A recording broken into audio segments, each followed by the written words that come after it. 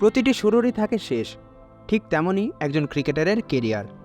একসময় ফর্মের তুঙ্গে থাকা খেলোয়াড়কেও সময়ের দাবিতে নিতে হয় অবসর।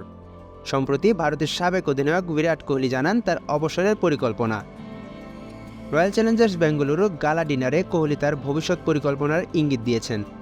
তিনি সেই অনুষ্ঠানে বলেন, আমি একজন খেলোয়াড়, আমাদেরকে একসময় কেরিয়ার শেষ করতে হয়, তাই আমিও তা বাস্তবায়নের কাজ করছি। আমি এমনভাবে আমার কেরিয়ার শেষ করতে চাই না যেখানে আমাকে বলতে হবে, ও আমি যদি ওই সময় ওই কাজটা করতাম।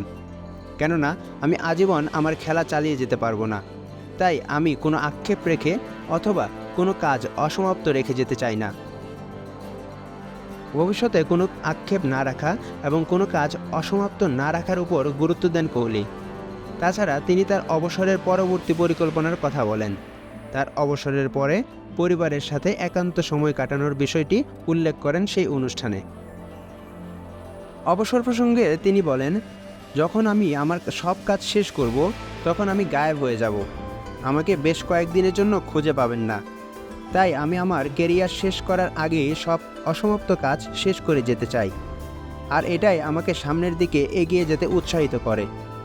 অর্থাৎ অবসরের পর পরিবারকে পুরোটা সময় দিতে চান ৩৫ বছর বয়সী এই ব্যাটার। সম্প্রতি ইন্ডিয়ান প্রিমিয়ার লিগে দুর্দান্ত পারফর্ম করে যাচ্ছেন ভারতের এই ব্যাটিং সেনসেশন। নিজের দলকে তলানি থেকে শীর্ষ 4-এ নিয়ে যেতে উজাড় করে দিচ্ছেন নিজের সবটুকু। প্রতি ম্যাচেই তার ব্যাট দেখাচ্ছে আইপিএল শিরোপার স্বপ্ন। আর আইপিএল শেষেই টি-20 বিশ্বকাপ খেলতে ছুটবেন যুক্তরাষ্ট্রের উদ্দেশ্যে। দিন শেষে প্রতিটি মানুষই চায় পরিবারের কাছে থাকতে, পরিবারের সদস্যদের সময় দিতে। তবে জীবনের ব্যস্ততায় তা হয়ে ওঠে না। তাই তো অবসরের পর দীর্ঘ সময় পরিবারের জন্যই উৎসর্গ করার পরিকল্পনা করছেন বিরাট কোহলি। মাশরাফি খান সাকিন, খেলা ৭১।